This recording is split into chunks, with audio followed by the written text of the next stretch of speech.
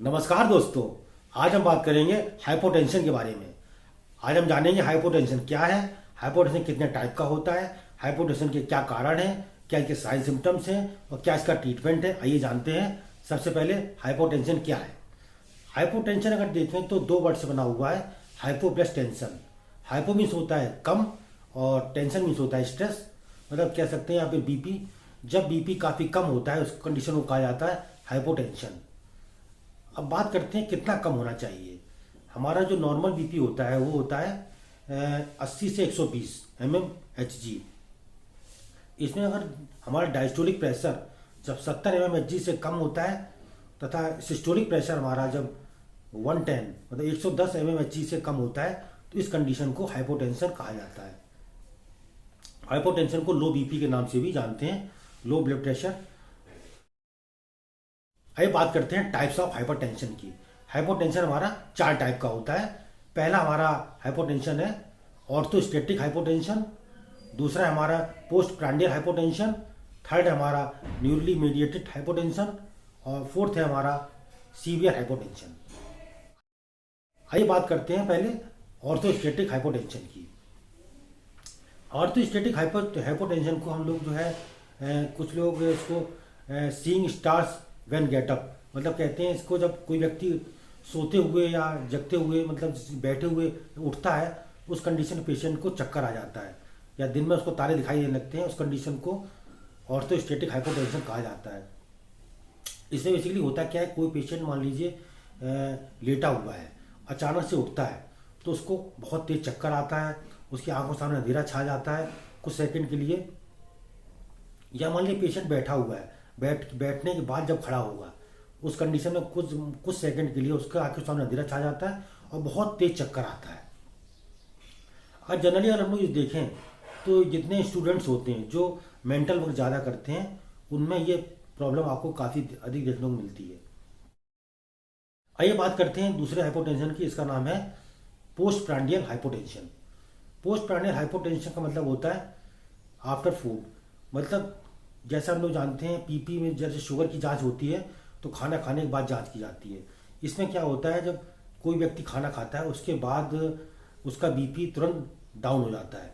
इस कंडीशन को post prandial hypotension कहा जाता है। ये अगर आप देखें तो ये जनरली अगर आप देखें तो जिस पेशेंट को पार्किंसन डिजीज की शिकायत होती है उसको उसमें आपको देखेंगे तो ये पोस्ट प्रांडियल हाइपोटेंशन आपको देखने को मिलता है। न्यूली मीडिएटेड हाइपोटेंशन अगर आप देखें तो ये वो हाइपोटेंशन होता है जब कोई व्यक्ति काफ़ी लंबे समय तक खड़ा रहे और अचानक से उसको चक्कर आके वो गिर जाए या बेहोश हो जाए, उस कंडीशन को न्यूली मीडिएटेड हाइपोटेंशन कहा जाता है। ये अगर हम लोग जनरली अगर देखें तो छोटे बच्चे जो होते हैं, हम लोग देखा होगा जैसे मान लीजिए प्रेयर के टाइम में खड़े होते हैं, उनको पनिशमेंट दे दिया जाता है तो वो खड़े खड़े बहुत देर तक वो अपने आप गिर जाते हैं, उनको चक्कर आ जाता है। इस कंडीशन को कहा जाता है newly mediated hypotension. Severe hypotension का मतलब होता है जब बहुत ही खतरनाक कंडीशन होती है, उस कंडीशन को सीवियर हाइपोटेंशन कहा जाता है। ये कंडीशन जनरली अगर देखें तो शॉक कंडीशन में आती है। शॉक में क्या होता है, जब पेशेंट का जब हमारे ब्रेन में प्रॉपर ब्लड की सप्लाई नहीं हो पाती है तो पेशेंट को शॉक आ जाता है। शॉक कंडीशन में पेशेंट की जान भी जा सकती है। इस कंडीशन में बीपी काफ़ी लो हो जाता है और पेशेंट की जान जाने खतरा काफ़ी अधिक बढ़ जाता है। अब बात करते हैं कॉजेज ऑफ हाइपोटेंशन की। कॉजेज ऑफ हाइपोटेंशन की बात करें तो इसका सबसे पहला कारण क्या है, फियर। मान लीजिए किसी पेशेंट को डर लगता है, उस कंडीशन में पेशेंट का बीपी लो हो सकता है। दूसरा कारण है हम आपका इमोशनल स्ट्रेस। कोई व्यक्ति बहुत ज़्यादा इमोशनली उसको तनाव रहता है तो व्यक्ति का बीपी लो हो सकता है। तीसरा कारण आप देखें, आपको किसी पेशेंट को पेन रहता है, दर्द है मान लीजिए, तो उसका बीपी लो हो सकता है। नेक्स्ट अगर देखें तो अगर पेशेंट को फीवर है तो पेशेंट का बीपी लो हो सकता है। अगर किसी पेशेंट ने ब्लड का डोनेशन किया है तो भी पेशेंट का बीपी लो हो सकता है। यदि किसी पेशेंट को डिहाइड्रेशन हुआ है तो भी पेशेंट का बीपी लो हो सकता है। और अगर देखें तो किसी पेशेंट को यदि मान लीजिए परफोरेटेड स्टमक अल्सर है, मान लीजिए उसके मतलब जो स्टमक में छेद हो गया है, उसके कारण से अल्सर हो गया हो और ब्लीडिंग हो रही हो, उस कारण से भी पेशेंट का बीपी लो हो सकता है। या मान लीजिए पेशेंट को कोई हेमरेज हो गया हो तो बीपी लो हो सकता है। या किसी भी इंटरनल ऑर्गन्स में ब्लीडिंग हो गई हो तो भी एक कंडीशन बनती है बीपी लो होने की। यदि पेशेंट को हाइपोवोलेमिया हो तो पेशेंट का बीपी कम हो सकता है। हाइपोवोलिया में क्या होता है, हमारा जो ब्लड का वॉल्यूम है वो काफ़ी कम हो जाता है, इस कारण से बीपी उसका लो हो सकता है। साइन सिम्टम्स ऑफ हाइपोटेंशन में अगर आप देखें तो इसका सबसे पहला साइन सिम्टम हमारा होता है वीकनेस, कमजोरी पेशेंट को आती है। और दूसरा अगर देखें आप इसको वर्टिगो, चक्कर आते हैं, थकान रहती है। और अगर आप देखें तो पेशेंट हमेशा बीमार दिखाई देता है। और उसकी अगर हार्ट बीट अगर देखें तो आपकी हमेशा डिस्टर्ब होती है, कभी लो कभी अप। और इस तरह अगर देखें आप उसका जो रेस्पिरेटरी रेट है वो भी कभी कभी लो होता है, कभी कभी हाई हो जाता है। पेशेंट हमेशा कंफ्यूज रहता है। अगर आप देखें तो उसमें जो उसको कभी कभी धुंधला भी दिखाई दे सकता है पेशेंट को बेहोशी भी आ जाती है।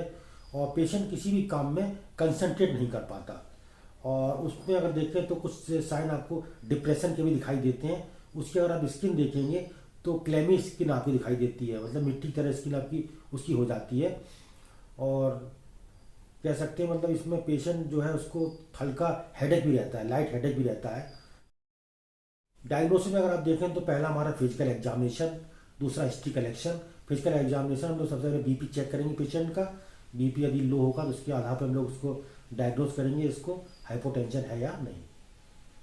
दूसरा अगर आप देखें तो इसमें उसकी पेशेंट की हिस्ट्री ली जाएगी, पेशेंट को बीपी कब से कम रहा है, कब उसको कितना चक्कर आते थे, क्या ऐसा क्या था, उस आधार पर इसको डायग्नोस कर सकते हैं। फिर कुछ ब्लड टेस्ट के द्वारा हम लोग सीबीसी जांच कर सकते हैं, या कुछ मतलब कह सकते हैं कभी कभी ईसीजी भी करा के देख सकते हैं हम लोग। और एक इसमें टेस्ट होता है वो टिल्ट टेबल टेस्ट। इसमें पेशेंट को हम लोग लिटा देते हैं उसमें टेबल पर, और उसके बाद जो टेबल को अपवार्ड जो ऊपर की तरफ उसको उठाते हैं, बिल्कुल स्ट्रेट पोजीशन ले जाते हैं, और पेशेंट को चक्कर आता है तो ये हम लोग चेक से हो जाता है। जनरली अगर ये देखें ये जांच हम लोग उस पेशेंट लिए करते हैं जिस पेशेंट को न्यूली मीडिएटेड हाइपोटेंशन था। तो इस तरह इस पेशेंट की डायग्नोसिस की जा सकती है। ट्रीटमेंट में अगर आप देखें तो इसमें बहुत सारे ट्रीटमेंट आप दे सकते हैं।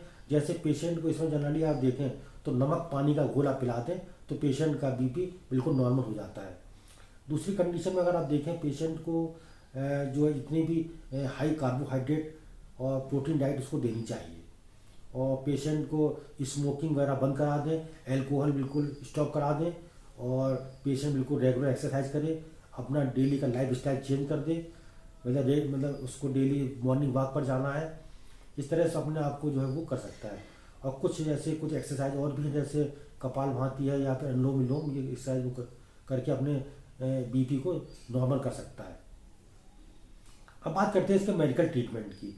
मेडिकल ट्रीटमेंट में अगर आप देखें, अगर इसको हम लोग देखें तो सिम्टोमेटिक ट्रीटमेंट इसमें किया जाता है। यदि पेशेंट मान लीजिए किसी को हेमरेज हुआ है तो उस कंडीशन में ब्लड को आपका ब्लड ट्रांसफ्यूजन करना पड़ सकता है। अगर मान लीजिए पेशेंट को डिहाइड्रेशन है तो पेशेंट को आईवी फ्लूइड चढ़ाना पड़ेगा, इसमें नॉर्मल सलाइन। और यदि मान लीजिए किसी पेशेंट को अगर हेडेक है, मान लीजिए उसमें एनाल्जेसिक टैबलेट्स देनी पड़ सकती हैं। और इस तरह से अगर उसको इन्फेक्शन मान लीजिए कुछ है तो उसको एंटीबायोटिक भी चलानी पड़ेंगी। और इस तरह से जैसा अगर उसको फीवर आ रहा है तो एंटीपायरेटिक ड्रग्स भी देनी पड़ेंगी। इस तरह से आप इस तरह उसका ट्रीटमेंट कर सकते हैं। तो ये था हमारा छोटा सा टॉपिक हाइपोटेंशन। अगर आपको हमारा वीडियो पसंद आता है तो हमारे वीडियो को आप लाइक कर सकते हैं, हमारे चैनल को सब्सक्राइब कर सकते हैं, और हमारे वीडियो को शेयर कर सकते हैं। Thank you.